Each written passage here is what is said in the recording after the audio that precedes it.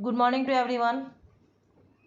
विद्यार्थी मित्रों, हमने लास्ट पीरियड में एक जगत एक लोक काव्य जो शब्दार्थ के साथ हमने समझी थी, आपको यह काव्य का मुखपाठ करना है। शब्दार्थ भी मैंने आपको वर्कशीट के दौरान भेजे थे, वह आपने लिख लिए होंगे। आज हम प्रश्न के उत्तर, जो एक दो वाक्यों में प्रश्न के उत्तर है, वह भी मैंने आपको ऑनलाइन क्लासेस में कह दिए थे। आज हम प्रश्न के उत्तर विस्तार से वह मैं आपको समझाऊंगी, फिर आपको लिखने हैं। तो जो एक दो वाक्यों में प्रश्न के उत्तर है वह मैं आपको वर्कशीट में दूंगी, वह उसके उत्तर आपको खुद लिखने हैं, अपने आप लिखने हैं। और विस्तार से जो प्रश्न के उत्तर है वह मैं उत्तर के साथ दूंगी, वह भी आपको लिखने हैं। तो हम विस्तार से उत्तर स्टार्ट करते हैं। पहला प्रश्न है, हमारा जीवन एक सुख दुख की कहानी है, ऐसा कवि ने क्यों कहा है? कि सबके जीवन में सुख और दुख बारी बारी आते ही है, कभी सुख आता है तो कभी दुख आता है। तो यह एक हमारे जीवन का पहिया है कि सुख के बाद दुख आता है, दुख के बाद सुख आता है। तो ऐसा कवि क्यों कहते हैं? तो हम सब जानते हैं कि सभी मनुष्य के जीवन में कभी सुख के दिन आते हैं तो कभी दुख के दिन देखने पड़ते हैं। किसी का सारा जीवन न सुखी होता है न दुखी होता है। जीवन में बारी बारी से सुख और दुख आते रहते हैं। इसीलिए कवि ने कहा है कि हमारा जीवन एक सुख दुख की कहानी है। मैंने आपको समझाया था कि कभी सुख के दिन देखने पड़ते हैं तो कभी दुख के दिन देखने पड़ते हैं। ऐसे बारी बारी सुख और दुख आते ही रहते हैं। इसीलिए कवि कहते हैं कि हमारा जीवन एक सुख दुख की कहानी है।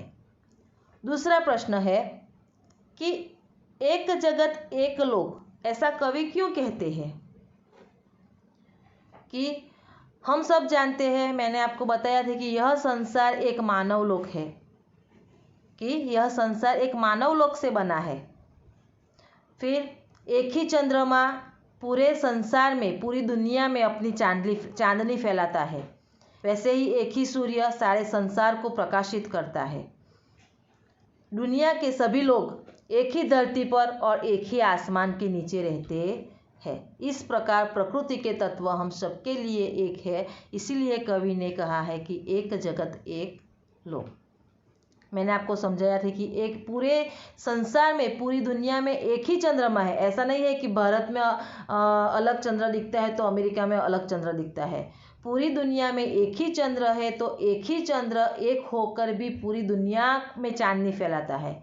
एक सूर्य है तो पूरे संसार को प्रकाशित करता है। हम एक ही धरती पर रहते हैं, एक ही आसमान के नीचे रहते हैं। तो इस तरह प्रकृति के सारे तत्व हम सबके लिए सिर्फ एक ही है। ऐसा नहीं है कि हमारी धरती अलग है, अमेरिका की धरती अलग है। एक ही धरती है, एक ही आसमान है। प्रकृति के तत्व सबके लिए एक जैसे है। समझ में आया है? दूसरा प्रश्न। हमारा तीसरा प्रश्न है कि एक रक्त का अर्थ समझाइए।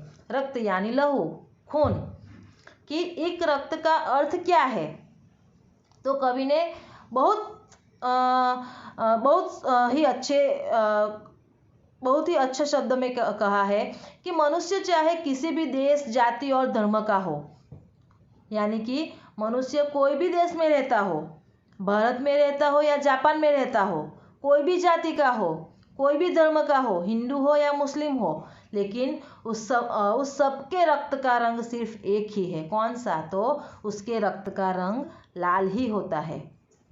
रक्त के रंग से क्या होता है? तो रक्त के रंग से हमें रंग की समानता से साबित होता है। रक्त के रंग से हमें समानता साबित होती है कि हम सब एक समान है, कि पूरी मनुष्य जाति एक है।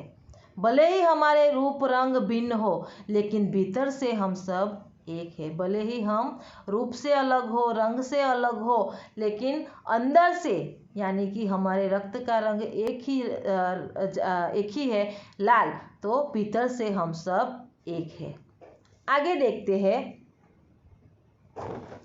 कि घर घर में कौन सा मधुर गान गूंज रहा है। घर घर में कौन सा मधुर गान गूंज रहा है? कविता में मैंने समझाया था कि संसार के सभी मनुष्य के जीवन में हर्ष हो, सब सुहावने रागों में अपना आनंद प्रकट करे, पूरी मानव जाति एक दूसरे के प्रति प्रेम की भावना रखे, ऐसी आकांक्षा से भरा हुआ मधुर गान घर घर में गूंज रहा है। कि जो संसार के सभी लोग हैं वह सबके जीवन में आनंद हो, हर्ष हो, पूरी मानव जाति, जो संसार में जो मानव जाति की पूरी मानव जाति रहती है वह पूरी मानव जाति एक दूसरे के प्रति प्रेम की भावना रखे और ऐसी ही आकांक्षा से भरा हुआ मधुर गान हर घर घर में गूंज रहा है। 5वां प्रश्न है कि सभी नदियाँ अलग अलग है फिर भी क्यों कवि कहते हैं कि एक ही पानी। हम सब जानते हैं कि नदी अलग अलग है, गंगा, यमुना, तापी, नर्मदा, तो यह सब नदी अलग अलग है। नदियों के नाम भी अलग अलग है, लेकिन वह नदी में जो पानी बह रहा है वो पानी एक ही है। ऐसा नहीं है कि तापी नदी में अलग पानी बहता है, नर्मदा में अलग पानी बहता है। नदियों के नाम अलग है लेकिन पानी एक है। तो कवि क्यों कहते हैं ऐसा? तो सभी नदियों के पानी की वैज्ञानिक संरचना एक जैसी है। सभी नदियों के पानी का मनुष्य के लिए समान उपयोग है। हम सब जानते हैं कि मनुष्य पानी का एक समान उपयोग करते हैं, इसीलिए कवि अलग अलग नदियों के पानी को एक ही पानी कहते हैं। आगे 6था प्रश्न, प्रगति, न्याय और मानव धर्म के लिए हमारा कर्तव्य क्या है? कि हमारा कर्तव्य क्या है? उन्नति, न्याय और मानव धर्म के लिए कौन सा कर्तव्य है? तो संसार के सभी राष्ट्रों में एकता का भाव लाना ही हमारा सबसे बड़ा कर्तव्य है। कि पूरे संसार में एकता लाना ही हमारा सबसे बड़ा कर्तव्य है। हम सब मिलकर प्रगति करें, सबके साथ न्याय हो और मानवता की रक्षा ही हमारा सबसे बड़ा कर्तव्य है। कवि क्या कहते हैं कि सब मिलकर प्रगति करें, सबके साथ न्याय हो और मानवता यानी कि मानव लोक की रक्षा हो, यही हमारा धर्म है, यही हमारा कर्तव्य है।